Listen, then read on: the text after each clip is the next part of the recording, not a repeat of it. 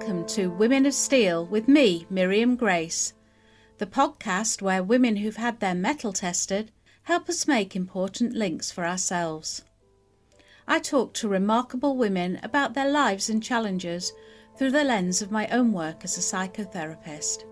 We uncover stories which challenge the power of the status quo and validate the voices of marginalised or disadvantaged women.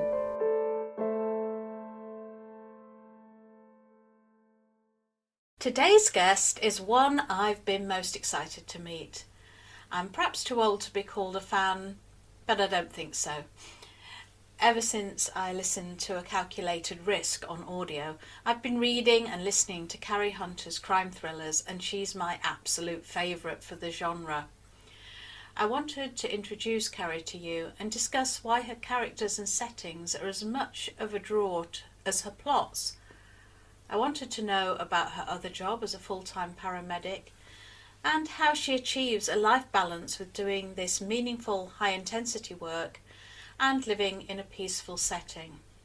Cari Hunter lives in the northwest of England with her wife, their cats and a field full of sheep. She works as a paramedic and dreams up stories in her spare time. No Good Reason, the first in the Dark Peak series, won a 2015 Rainbow Award for Best Mystery and was a finalist in the 2016 Lambda and Goldie Awards. Its sequel, Cold to the Touch, won a Goldie for Best Mystery. And A Quiet Death, the final book in the series, was a finalist in the 2018 Lambda and Goldie Awards. Cari has since won Goldies for Alias, Breathe and Unbreakable.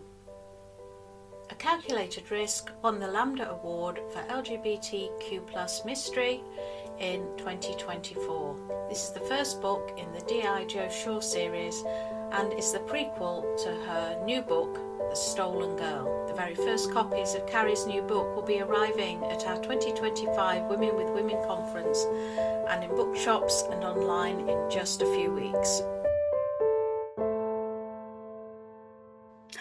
Welcome, Cari. I am so excited to talk to you today. I might say A up because you're local like I am, but I'm not quite sure if that's more Sheffield and less Manchester. How would you say it? How do?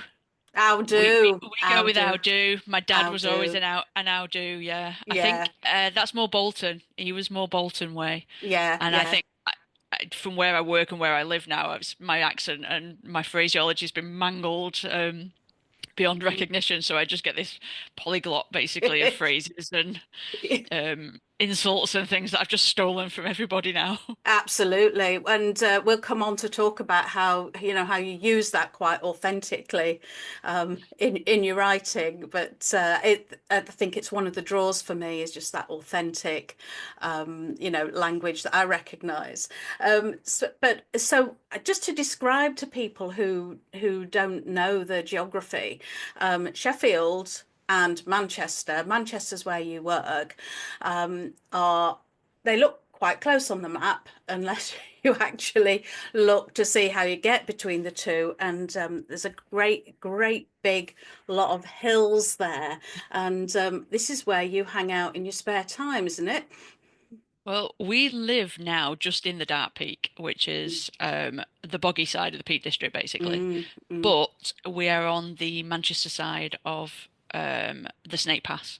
So the Snake Pass is the big, windy, dangerous road that connects mm, Manchester and Sheffield. As you know, we're mm. actually on the Manchester side, but we use the Snake quite a bit to get to some of our walking routes. So, and we haven't lived around here. We've lived around here about, I think this is our eighth year now.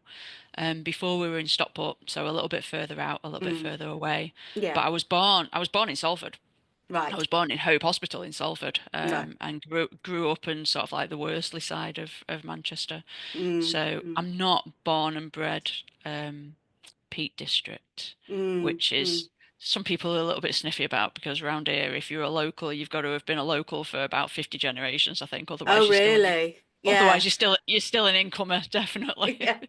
Well, some of the locals are sheep, I understand. Yes, we are. So, in fact, I was in the field yesterday trying to find a lamb that was bleating incessantly, trying to find its Mm, mum. But it wouldn't let me catch it. The little bugger Mm, was it was a mm. lot quicker than my 49-year-old legs. So hopefully it did find its mum. But yeah, we're surrounded by stupid sheep. Mm, I adore them.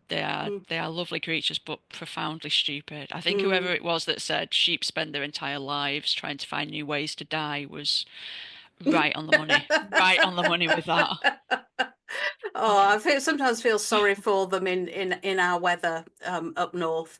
Yeah. Just standing still while it rains on their thick coats. I'll give them that. They're resilient creatures. They go Mm, through a lot, but profoundly daft as well. mm, I mean, the mm, number of ones we've pulled out of fences, we've pulled buckets off heads, we've put them back on their feet when they've mm, overbalanced. It's mm, yeah, mm. you very, very quickly learn how to look after them when you're surrounded by them. Yeah, absolutely. So when you say we, this is your wife Hmm. you live with, Yep. and you've got cats.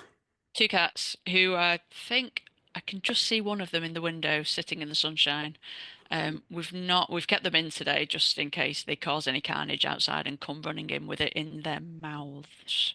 What you were thinking, So, yeah, you're saying today because we're recording, you yes, you didn't basically, I want didn't want to be dead birds and or half dead more birds. more rodents and Mm, mammals. That's more their thing. But yeah. yeah, they do tend to bring little gifts in, so I didn't want to be Mm. pausing the podcast to go and chase Esker around with something dangling out of his gob. Well, you couldn't speak to a more understanding pet owner. Um, so I'm thinking about your work. Now you work in Manchester. Tell us a little bit about your work and how you got into that as a career.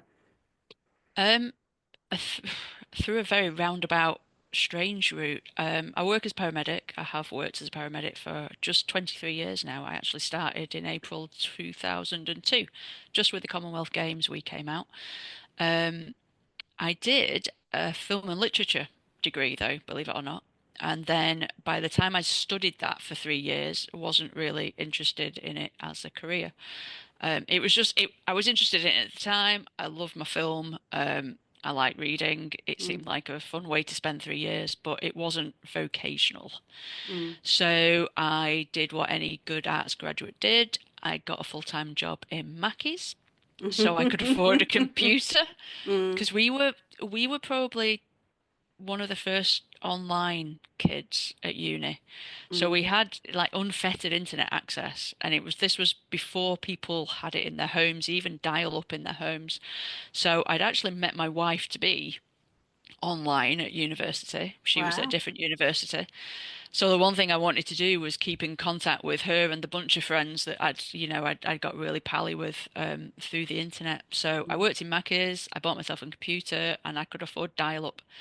And then I ended up temping in various offices. And while I was temping in the offices, I saw the advert for, they called it student paramedic, but it was actually technician. So what they now call EMT, so mm, emergency medical mm, technician. mm, And it mm, was like the lower grade. So you started there, you did however many years you wanted to do as a tech, and then you would do your paramedic qualification um, when you felt ready for it. mm, But before uni, I'd kind of toyed with sciences and medicine as a career. mm. But I'd been kind of swayed into the arts kind of angle for my degree. So I think I just came full circle and got the best of both worlds because now I can do the paramedic and the writing on the side. So I think it balanced out really. Yeah. It probably ended up where it was supposed to be. So I Mm, get a lovely balance of, both interests. So mm. Did you write before you did literature? Did you have a secret writing habit then? not while it was ongoing, really. Mm, So while I was at uni, because I was a big geek, I started writing a bit of fan fiction, which is the way a lot of sapphic authors mm, get into mm, being an author, essentially. mm, mm, But I've never, all of my books have, no, none of them have been fanfic. mm, Um, mm, adapted fanfics. They've all been originals. So I wrote fanfics for a mm, few TV shows, and then mm. I wrote Snowbound. I wrote Yeah. Snowbound as a, I think I've mentioned this in various bits Mm, and pieces as a gift for my wife, basically for a mm, Christmas present.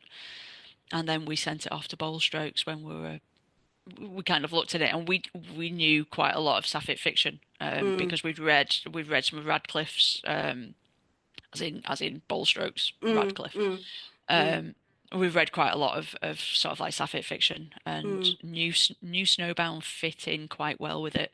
mm, So mm. apart from it being really, really English, which Yeah, I thought would be, well, I just thought that would be a complete no, but we thought would be chances and sent it off. And I think actually that was what probably made it stand out and got it published. yeah, The fact, yeah. the fact that it was so English, Mm. um, And was a hook.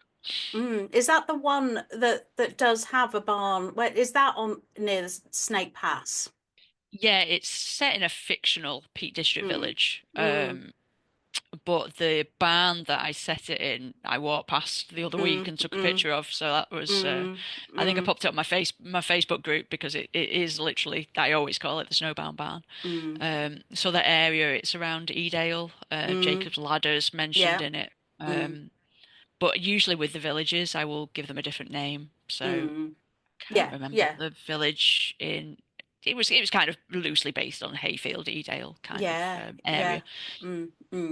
Yeah, and these are all places, sort of from my childhood, that that I remember getting the train out to, going walking with friends, going up hills. You've been on a walk this morning, haven't you? Yeah, I'm knackered. Where did you go? We went up Bleaklow, Right, lovely. from the Woodhead Pass, not the Snake Mm, Pass. And mm, I can't remember. It's either near Blackclough or Far Blackclough, one or the others. mm, Um, but yeah, you can go up there. We saw absolutely no one. We saw some curlews, we saw some mm, hares, and nobody else. It mm, was it was lovely. It was cold though. It was frosty this morning. mm, We mm. actually had a frost this morning. But Um, yeah, well, we're recording this in April. In fact, I'm hoping it'll come out in April, but people might listen to this a long time into the future yeah. and certainly into the snow. So I'm thinking, I don't understand how you can. I mean, I'm writing a non-fiction book, but I don't understand how you can do a full-time job and write. Can you try and let me into that sort of picture of this sort of double career life? I think the good thing about the job is, I mean, there's a downside and an upside to the shifts. The downside is the 12 hours and night and day shifts. The upside is the 12 hours. So I don't work every day of the week. Obviously, I don't do 7 days a week. So I get a lot of time off. I'm actually on my week off at the moment. So I work a 4 week shift pattern. I've been on this pattern of shifts now for maybe, I don't know, about 18 years. Mm, So I work a set of shifts. There's six shifts. They rotate between day and night shifts, mm, but we it pushes all of my shifts into the first 3 weeks of the rota pattern, and then at the end of it, I get a week off. mm, So I get a couple of blocks of 3 days off and a week off, and it's those days basically where I spend my time writing. mm. But I mean, I'm lying. I don't spend all my time writing. No. If my head's in the game, I will write. If it's not, then I don't stress. I will do something else. I've got the luxury that I don't write to a deadline, unlike a lot of authors. I'm quite bad with deadlines, for obvious reasons. Mm, Um, if I don't feel like writing, I'm not going to be able to hit a deadline. So I tend to get the bulk of a book done before I will even tell Bolstrokes that I've written it. yeah. And then I'll, do the proposal sort of retrospectively almost. And they're very tolerant of me, to be fair. Well, I think I they've think they've got some. with good They've, reason, Carrie, with good reason, because they know that what you come up with is going to be, gripping. well, they do, like I say, they do put up with me quite a bit, I think. Sometimes I'm a bit naughty, but I will write to, eventually I will have to knuckle down and write to a deadline, but it'll be one that I'm certain I'll be able to hit. Mm, So I might have a few thousand words left of a manuscript rather than the entire manuscript to do, but I couldn't be that stressed, I don't think. mm. Be like having an exam just hanging over you all the time. It would, I think, and I'm wondering, I've found with writing, because I have all these sort of diverse thoughts in my head, that actually writing is one of the most soothing things I can do. It feels like getting a whole load of ideas and just sort of Mm. funneling them into some sort of order. Do you find writing soothing? I do if it's working. If the words are working and it's flowing, then yeah, I can get really lost in a scene and it can Mm, be, I'll look up and a couple of hours have passed. mm, It's when it's not kind of going right that it can get a bit really niggly and a bit stressful. But then, like I say, I don't put any pressure on myself. If it's not working, I'll put it aside. mm, Um, but I'm a chronological writer. So my wife, if she writes, she can write bits of scenes. So she'll write, a scene that she'll be interested in, and then she'll go back and she'll put it all together and write the boring mhm, stuff, the mm, connecting stuff that she mm, wasn't as interested in, whereas I can't do mm, that. My mm. brain doesn't work like that, so I have to write the scenes as they appear in the story. Mm. So I don't know whether that makes a difference, whether I'll hit a little bit of a wall and think, oh God, I really can't be bothered writing this bit, but then I have to do it because I can't move on to, something that might be more entertaining until I've written the Yeah. bit that's not so entertaining. Ah, that's fascinating. Does it change ever? Do you get to a point where what you thought was going to happen doesn't happen? Oh yeah, yeah, yeah. I'm writing the third book in the series, the Joe Shaw series at the Mm, moment, and I've tried to pants it a little bit. So there's mm, pantsers and plotters basically. So you either mm, fly by the seat of your pants or you mm, will, mm, write everything out. You'll plot everything out to the nth degree. And I'm kind of in the middle really. mm, So I will plot because I think you have to as a crime writer because you've mm, got to know who done it and you've got to know where your twists and your big scenes are. Um, but I'll also, if something needs pepping up a little bit, I will probably add an action scene that I hadn't anticipated. Um, I wrote a scene yesterday that I didn't see coming, basically. It was supposed to be a nice little scene with Joe and Isla, and it turned out to be their first sort of like I love yous, which was sweet, and mm, it just happened organically. I hadn't planned it. This is where they have to say I love you to each other. mm, It just yeah, mm, it just worked like that basically. So that was me sat in the greenhouse yesterday to stay out of the wind but into the sunshine, writing Joe and mm. Isla's first first Yeah. I love yous.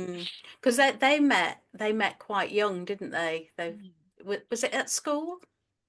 Yeah, this was my first kind of second chance couple. Mm, I've had Meg and Sanna in the past where they've been childhood friends, but they were friends with benefits throughout. They'd never had a big mm, breakup, mm, whereas Joe and Isla were madly in love from sort of like secondary school mm, age. Were in a relationship through university, and then midway through university, the relationship ended really badly. mm, mm, Isla basically did the equivalent of ghosting Joe and disappeared for reasons that have since become more obvious. mm, Um, but yeah, this was the first one where I've written where they've really been at loggerheads when they've met up. They've mm, really been antagonistic to each other. So that was different and mm. quite difficult for me to write because I don't like it when they don't like each other. I don't really like writing it. I mean, some people really love that tension, the Mm, Ice Queen thing is a massive thing in mm, sapphic fiction, but mm, yeah, it was quite difficult for me to write a couple who really didn't like each other and were, picking at each other and pecking at each other for a good part of the first book, I think. mm, And mm, then kind of organically just come to realize that they're better than this and that they're both adults and let's not basically mm. let's just work out our differences. Yeah, yeah, So that was quite interesting to yeah. unpick and work with really. Mm. So sometimes writing soothes you.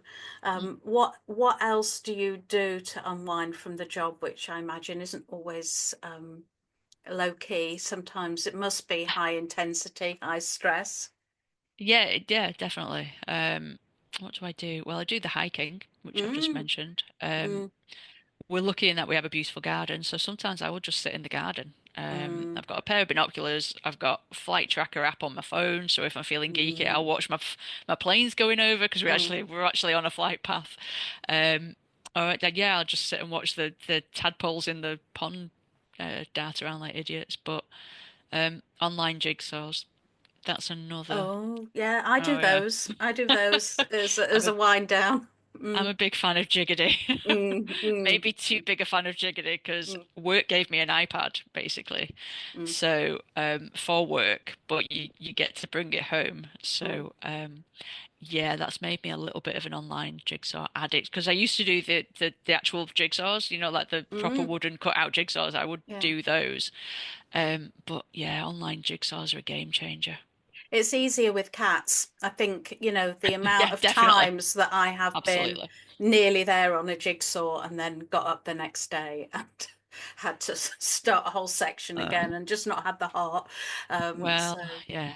mm, If mm, if I'm doing a jigsaw, there's a sign on the door saying no cats, and the door gets shut. But unfortunately, their other bedroom that they go to also has a no cats on it because we have plants growing in that at the moment, and tomatoes propagating and things. So that's a definite no cat zone. So and no, no, your cats can read these signs then, and um, no. It just reminds us to shut them out, basically. I thought that and I'm sure cats can read, but they don't let Oh on.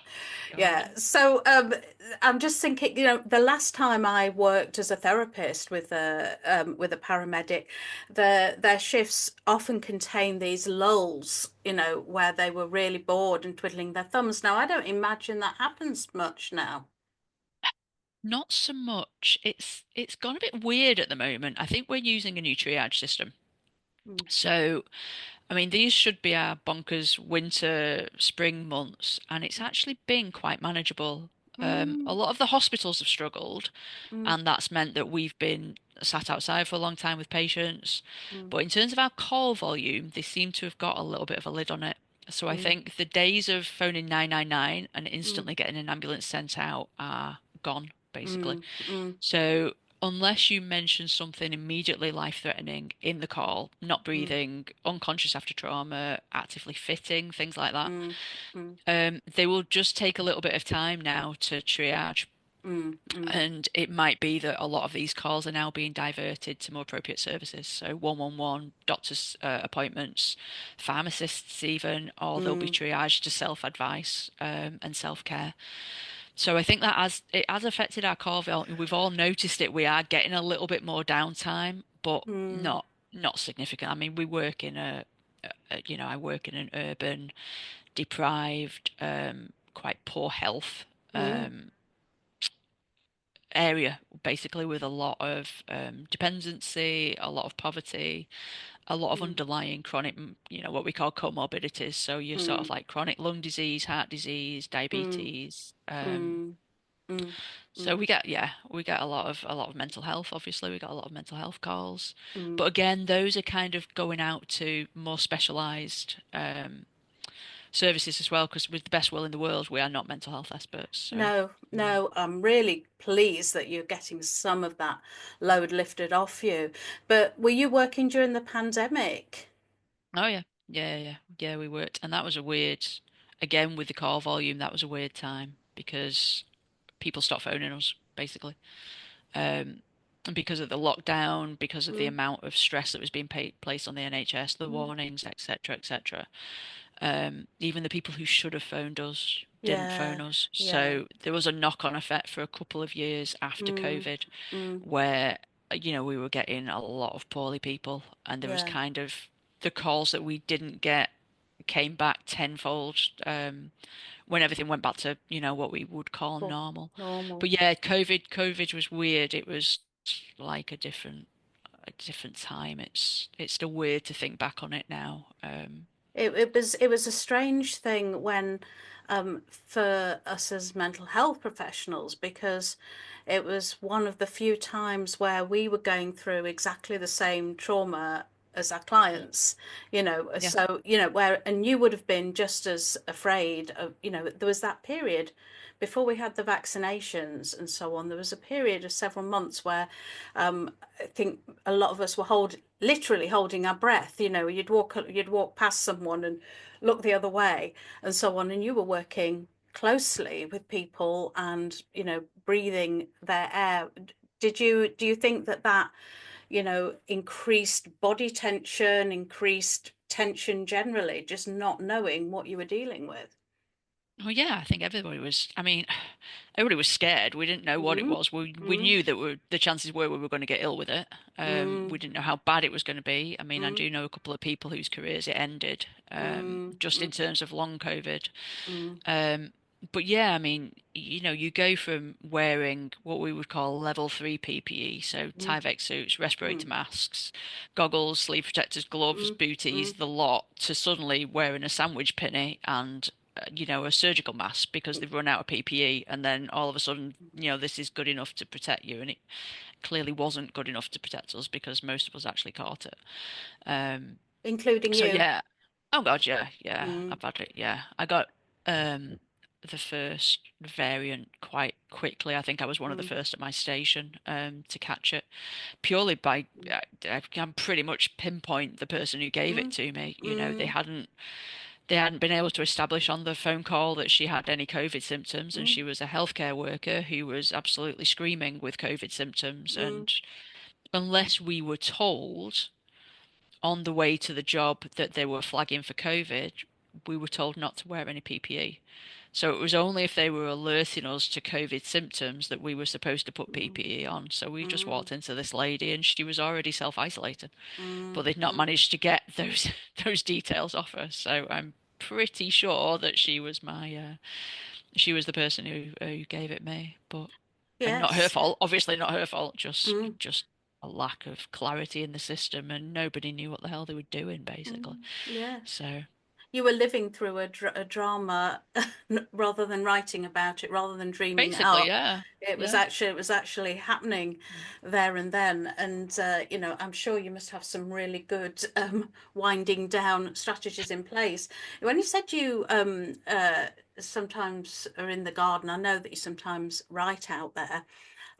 But you're quite old fashioned, aren't you? Because I understand that you write with pen and paper. If Yeah. anybody listening remembers pen and paper, Cari writes with pen and paper. Tell me about that. Well, not just any pen and paper. It's got to be a crappy refill pad from like Tesco or something. Mm, mm, It's basically so I could write in the garden. I get a lot more done during summer than I do during winter because out in the garden I've got no internet signals, so I'm not mm, messing around on my phone. I'm not distracted by mm, anything.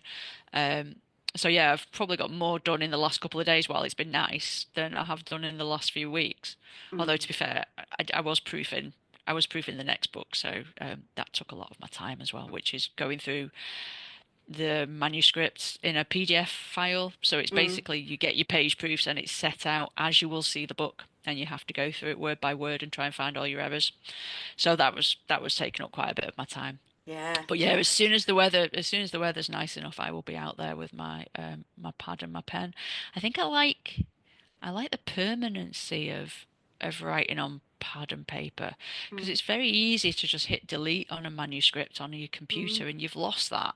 mm, Whereas if I cross it out, it's not lost forever. I can still maybe go back to it and see what I've written and perhaps mm, use it a little bit further down. So I'm a very mm, scruffy writer, so my mm, margins are always filled with mm, with lines and these arrows and asterisks everywhere. And mm, yeah. mm, But mm. it works. It works for me. It's worked for me for God, I don't know, 12 years now, is it? Something like that. Well, I was looking, I was thinking that your first book came out in 2014. Is Was that it? right? I think I, so. I honestly can't remember. What's that? Yeah, but That's you must have been writing it in 11. 2013. Yeah, Oh, yeah, yeah. yeah. I'd written Lots of it. that. I'd written it Mm, a long time before I sent mm, it off. So it was mm, probably a couple of years ago. mm, A couple of years even before I submitted it that I'd yeah. finished it. No, I think that writing in the garden, and I've been doing a bit myself, but I do take I can get internet, so I take my laptop out. You've got bird song, you've got sunlight, you've got natural sounds. It's supposed to be really good for the brain Mm, to be in that sort of setting. And sitting at a desk is it's I think it shuts us down sometimes. And I worked with somebody years ago who had a breakdown and couldn't do their work, and they found that paper and pen, going to a different setting, they could work. They could do their work, but just it was something about this this screen, this computer. So I'm really fascinated by that. And you'll be like the Beatles, you'll be able to sell these bits of paper. I've still got them all, they're Have you? still boxed up in sort of like as soon as I finish one, it goes into a pile because I Mm, do print out. I'm not very environmentally brilliant, I'm afraid. So I'll type up and then I'll print out and then I'll proof because I can't proof any other way really. I can't edit any other way. So it will go onto a document and then yeah. I'll generally print it out and edit on the printout so I can Mm, see exactly what I've written. mm, So it's mm. a bit of a three-part process.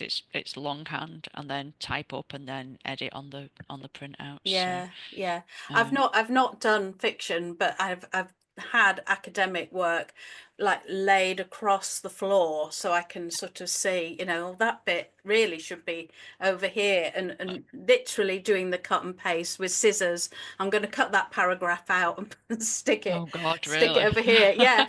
I mean it helps. I can't see it all. I can't hold it all in my head. But would you be a full-time writer if you could? Would you? If you became, a real bestseller, I mean, millions of Like copies, enough Richard to, Osman kind of thing. yeah, yeah, would you? Um, Probably not, to be fair. I like the balance that I've got with the paramedic job. I see, like I say, I see that as my career. That's my job. And the writing is just a bonus on the side, I think. Mm, I don't think I've got the discipline to write full time. These mm, people who will write, 5,000 words a day, I've never been able to do that. I might hit one or two if I'm lucky, and that's on a really, really good day, and that's rare. What I mm, try and do is maybe write a scene a day, so I'll get to the end of a scene, and if it's a short scene, it's a short scene. That's fine too. mm. But yeah, I don't think I could write prolifically. Yeah. I don't even think I ever could really, back at the start of when I was writing. Mm, I wasn't ever prolific. Um, but yeah, I mm, mean, I just mentioned Richard Osman. When you read his books, there's very little in them apart from dialogue, mm, which I hadn't mm, noticed really until this last one that I've just read of his. So, whether that makes it's easier for him to write that kind of light-hearted, cozy, um, almost like a screenplay. mm, So mm. occasionally you'll get quite lengthy descriptions in there, but they're few and far between. And I don't know whether that now is, the way that writing's going, in that there's this pressure from readers. You do, as authors, you're not immune to knowing what readers want and what their demands are. It's just whether or not you want to sort of buckle to them almost. Mm. So we all know these days that you should write in first person, you should write really short chapters. Nobody wants to read descriptive paragraphs. These are the kind of pressure points that are being talked about on things like Book Talk. Um, and it'll filter down through your social media. So there's pressure there if you want to put that kind of pressure on yourself. But I'm not on Book Talk and I don't care. So I'll No, write what I want to. If I want to write a descriptive paragraph describing a grouse, I will do. absolutely. Not And that I ever have, but not I yet, could. not yet. But I You could. could. Yes. Well, we're going to go to a break now, but I think that this is the point, that we're getting to. Is this something really about um, writing on your terms? There's an authenticity in your writing, and a humour as well. So let's go to a break now, and when we come back, we can talk a little bit more about what makes your writing different to other fiction that we might read.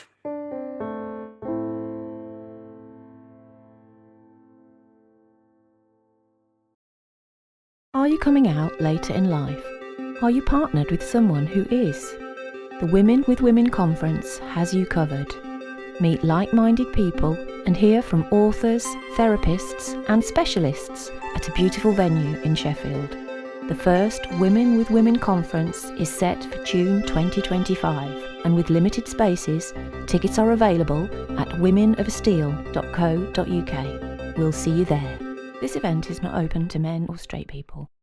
Oh, welcome back after the break. I'm here talking to Cari Hunter, award-winning author of, well, it's often called sapphic fiction, Carrie, which is quite strange because, I mean, I know a lot of our readers might like, listeners might like sapphic fiction, but I'm not a big fan actually. I like crime fiction, and I like your work because the characters are just much more relatable and authentic. And I don't just mean the protagonists, women, but yeah. So I'm interested in how you compare with other sapphic authors.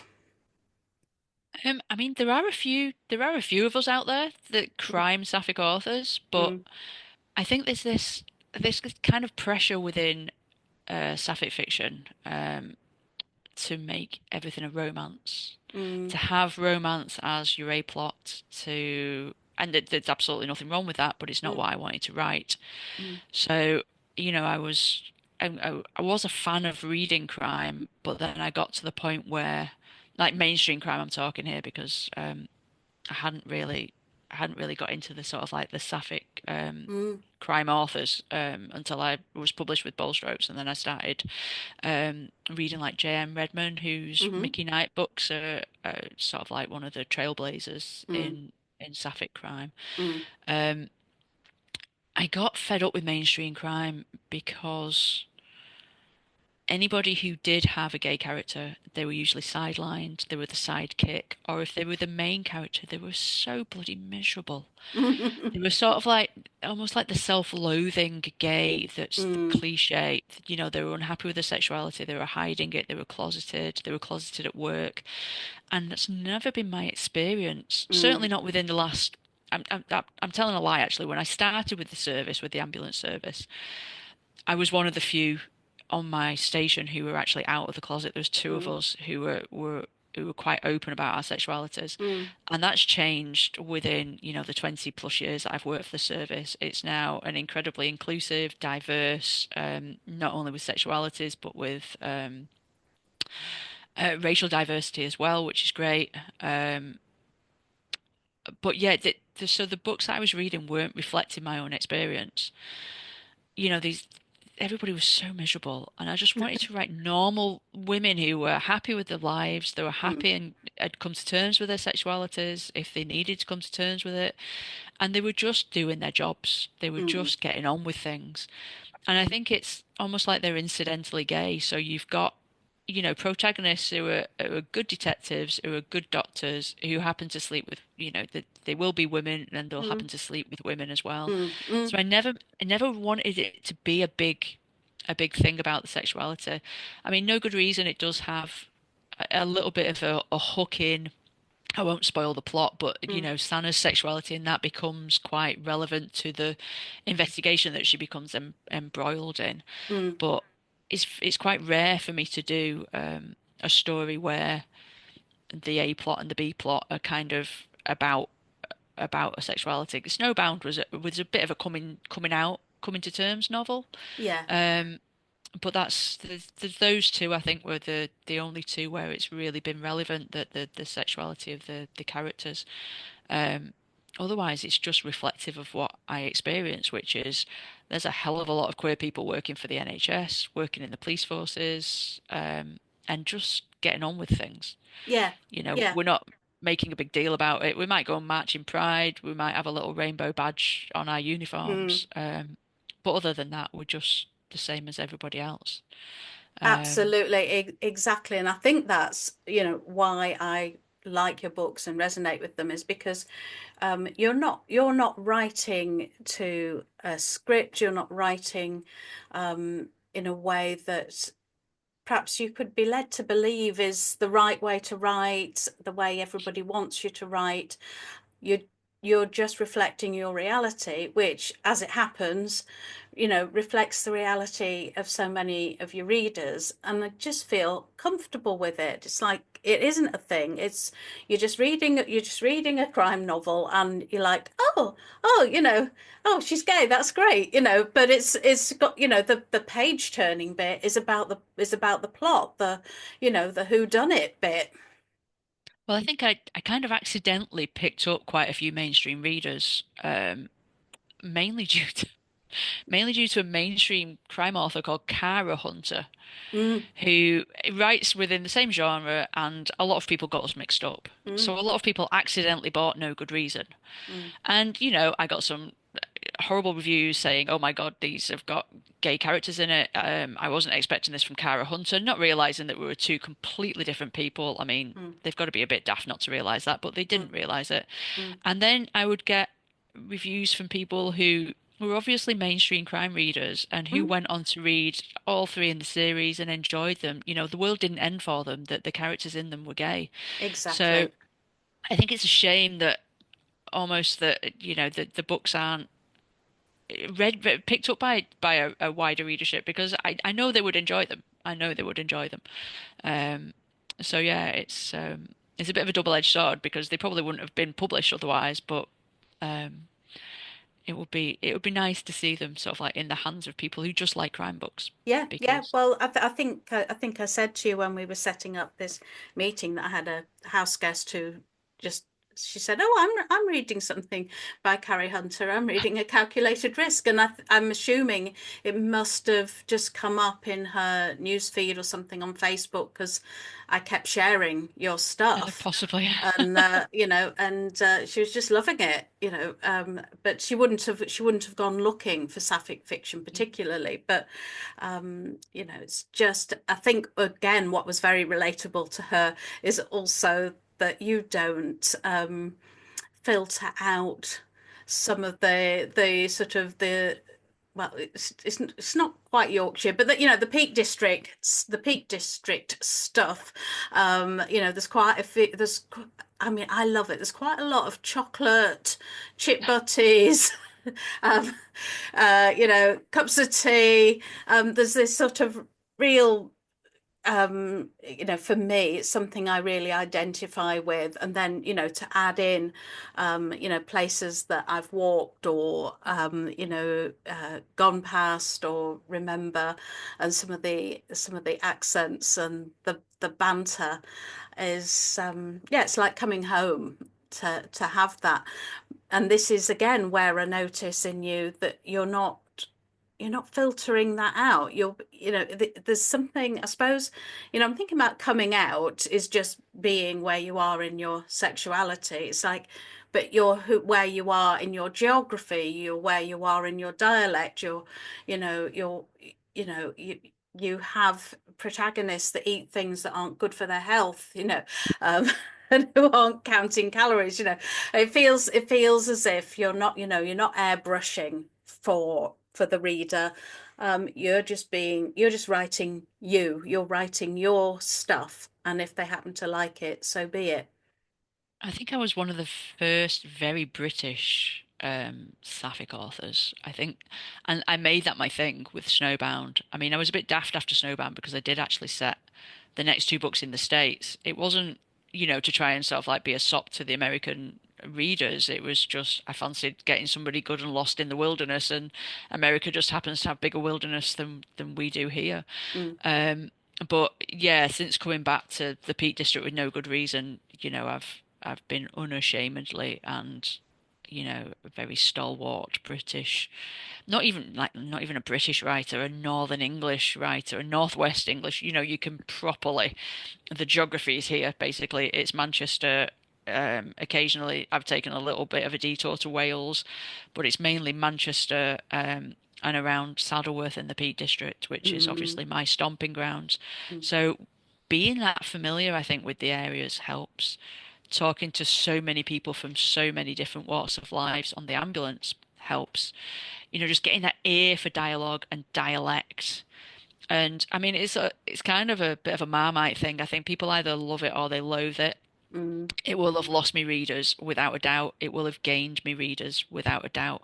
And I'm lucky that it did find me a very loyal and loving bunch of readers who've stuck with me and just enjoy the books for what they are, basically. They mm. don't want me to change, they don't want to read something that I don't want to write. So I've been really, really fortunate in that I have actually have actually found an audience. Because don't forget, I mean, my publisher is American. Mm. So my readership is largely American, although I mean I don't have any numbers these days. I suspect I do have a large British contingent now, particularly for the audiobooks, because I think they appreciate an audio narrator who can properly hit the dialogue. From both sides of the pond, to be fair, I think the Americans like the audiobooks because my narrator, Nikki Vincent, is a local lass. She lives in Yorkshire. She knows exactly how to make the dialogue work. I don't never have to explain how to pronounce, if I've put a line in it saying, blimey, put wood in thole, she'll know exactly how to, she'll know exactly how to say that. She won't be like, put wood in the ole? What? Yeah. She never comes. I never have to worry about that with Nikki. She'll know exactly how to hit that line. So yeah, I think, and just being able to listen to it, if you're not familiar with the accent, if you're not familiar with the pronunciation, I think that's been really, really valuable. So the audiobooks have done well. They're Oh, usually popular. she is brilliant. She's really good. Yeah, And she's great. I just sort of get completely lost in it, so that I hear the character speaking, and so when a man's speaking, I hear a man. Yeah. It's really good because you're not aware of the narrator, if you know what I No. mean. You're not thinking somebody is reading this to me. It No, is like to reading me, yourself. it sounds like a radio play where every single person is being played by the same amazing voice actress. I'm just in awe of how she manages to pull it off, but she does seamlessly. So yeah, I was very lucky that Bold Strokes found her.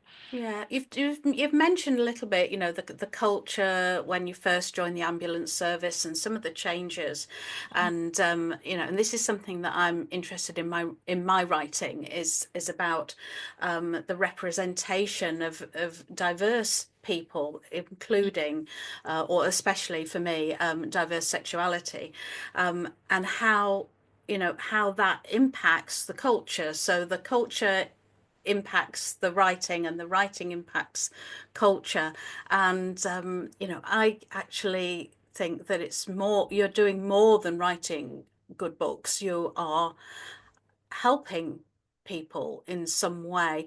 Do you know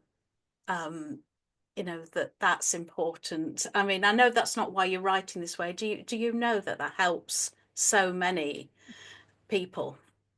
I think just knowing that the books are out there and available is a boon to people. I know from feedback that I've helped people sort of like acknowledge their sexuality, and I've helped people come out.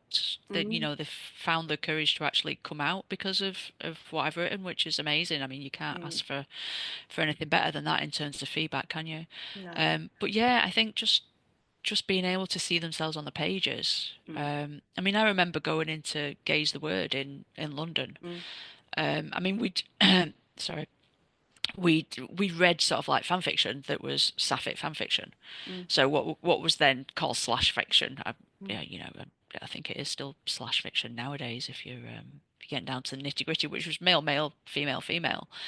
And then to walk into a bookshop and see these series of books. We went in and we bought all of Sarah Dreher's books. The Stoner McTavish books was some of the first ones that we read that were like printed. You could hold them in your hand. You could take them home with you, and it was an amazing feeling to know that this literature existed when you were kind of a baby queer and you're just scared to death of everything that's gonna go on. When you come out, etc., etc. So yeah, it was reassuring to know that there was stuff out there, that there were other people out there, and that there was support out there. Essentially, it was so to be able to hopefully now to provide that to my readers, it's really rewarding. It really is rewarding when you think about it like that. Yeah, I am so grateful to you and other authors like you, and I have clients who I know are as well. When you say we went into Gaze the Word, you're referring to your wife again there. Does she Yeah. does she write? She writes fanfic. She's more of a fanfic. Mm-hmm. But yeah, she does. So we we understand the traumas Yeah, of yeah, trying to get words onto a page, basically. Yeah. yeah, yeah. Um, And so yeah, does she help with any of the tedious proofreading or anything like that? she is my first editor, really. I would call her a beta reader, but I think she's more than a beta reader because Mm. I don't know how brutal beta readers be, or I don't know how they are in terms of how unfiltered they would be. She's pretty unfiltered. I know they say, never have your wife, your partner, your spouse, your best friend as a beta reader, but yeah, she's no holds barred, so I know exactly that, she will just tell it like it is. But yeah, Mm. she's my only. So before I send to Bolstroke, she will be the only person who's read the manuscript. Um, and she's technically very, very good, Mm. probably better than me in terms of the technicalities of writing. So she can bang my punctuation and some of my grammar into shape. Although, I mean, I've got better at it. Yeah, yeah, But yeah. Well, it's still very, very handy to have somebody who's technically really on point. And absolutely. I know my editor appreciates her as Mm. well. Well, whatever So she's doing right because if she's the only person that sees it before your editor, that's quite incredible. So I'm thinking that most of the people listening to this are going to be readers, but there'll be one or two writers as well. And I'm wondering if there's any tips that you might give writers. Um, I mean, it's always the cliche, write what you enjoy reading, which um, I think I always admire a writer who can write really obnoxious or unsympathetic characters because I couldn't do it. Like I said before, I struggled writing Joe and Isla at Loggerheads. Um, but yeah, people who are in the heads of somebody really, really horrible, my hat's off to them. Mm, Maybe they enjoy that. Maybe they enjoy the challenge of that. And if so, absolutely, if that's your bag, you do mm, you sort of thing. But I think you need to enjoy what you're doing. If it's not working for you, do something else, write something else. And I mm, don't think, like I was saying before about the book talk thing, don't mm, be pressured by expectations.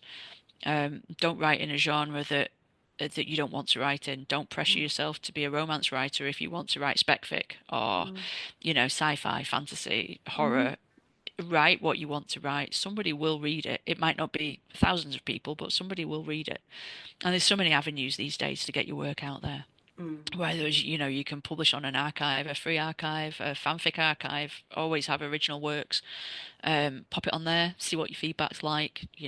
It might give you the courage to then self-publish, Mm. or just go the self-publishing route and see if that works for you, or go to one of the publishers like the small presses who don't particularly need an agent, or go out and get yourself an agent. Whatever works for them, you go Just and do it. yeah, you're just saying right, just right, and don't get hung up on what other people think, on the outcomes. Just you know, Be do what you prepared. love. Be Mm. prepared. Be prepared if you do publish. Be prepared for some pretty, you're gonna have to take the love with the hate because you can't please everybody all the time, Mm. basically. Mm. So you need a quite a thick skin, I think, to put your work out there. Mm. Well, we have some news, don't we? So, what is coming up in the next few weeks? What's coming out? Well, I have The Stolen Girl, which is published via Bolstrokes on the 1st of June, and I think it goes wide, so everywhere else, Amazon, Mm. etc., on the 10th. It is the sequel to A Calculated Risk, which was the first in I just called it the D.I. Joe Shaw series Mm. for want of Mm. a better title, but I think that's what all the cool kids are doing these Mm. days anyway. Mm. Um, so yeah, she had bit of trauma at the end of the last book, so she'll be Mm. dealing with that, hopefully in quite an organic, realistic way. Mm. It's not going to be swept under the carpet. She's not going to get over it in the first few pages. It will, it'll go through the book with her. Also developing her relationship with Isla because they're on better terms now than they were. Mm. Um, so yeah, it's good. There's a good meaty crime at the center of it. There's Mm. a new character on the SCT, so the serious crime team has a new young lass called Zainab, because they've lost Amy. Right. So I've swapped in a new character. She's sweet and funny, and we like her a lot. And yeah, it's good. Do I like it more than A Calculated Risk? I think I possibly do. Really? Possibly, yeah, I do. Just mainly probably because of the relationships. 'Cause I like bringing Joe and Isla together. So, but I think I think it hangs together as a really good book. I think it's a really good read. And I enjoyed proofing it, which says something when you're sort of like reading something so closely word for word. I actually enjoyed proofing it. So yeah, you were that's thinking always a good sign. this is quite good. You were, I wrote this. yeah. That's not bad. Yeah, I did this. Oh, that's brilliant. Well, I'm really excited, and I can't wait to get my copy. I'm going to be getting my copy in person from you at the Women with Women conference in Sheffield on June the 14th. Absolutely. And anybody, as long as they're not a man and as long as they're not straight, anybody can come along and hear you talk a bit about Stolen Girl. And we're going to find out then what Sue Perkins has got to do with it all. We'll leave that little teaser, but anybody who is vigilant will notice on the little preview video I've made of today's podcast, so there's a picture of somebody who looks suspiciously like Sue Perkins in there. So we'll find out what that's all about. Are you blushing?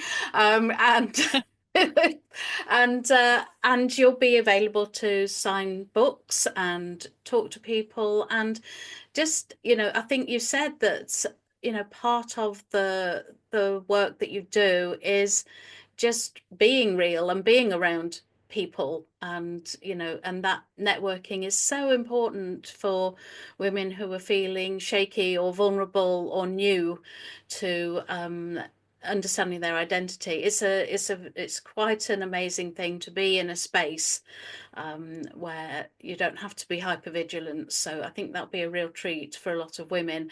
Is there anything else that you want to say about your work now? No, give it a go. Go and read it. Yeah, absolutely. I can't recommend the books enough. Go and have a look or a listen.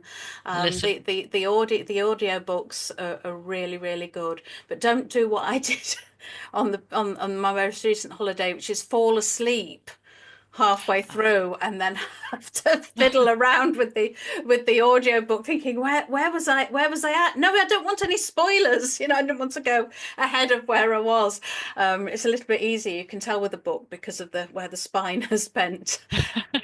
Okay, thank you so much for talking to me, Cari. It's been really good to to get the feel of, well, you really seem like your books, and authenticity is what I'm about, and I think what your books are about. So we've some common ground there. Thank you so much. You're welcome. Thank you for having me.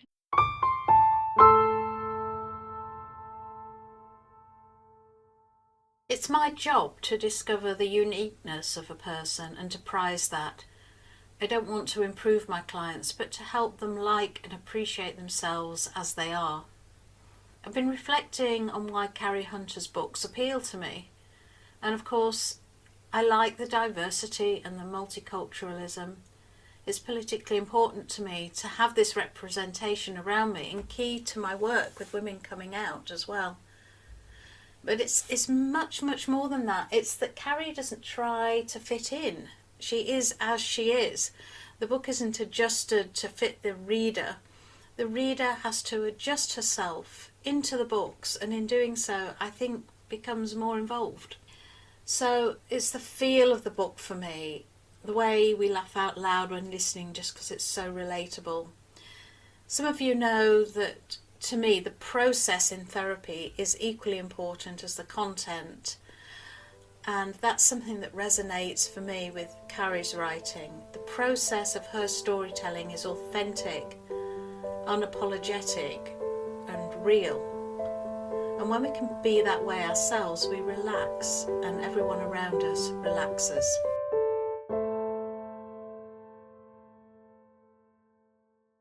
Thank you for listening to Women of Steel, created and hosted by me, Miriam Grace, psychotherapist at Blue Skies. If you'd like to know more about my work as a therapist and writer, you can follow me on social media. Please take a look at the show notes for information and contact details. And in the meantime, be kind to yourself.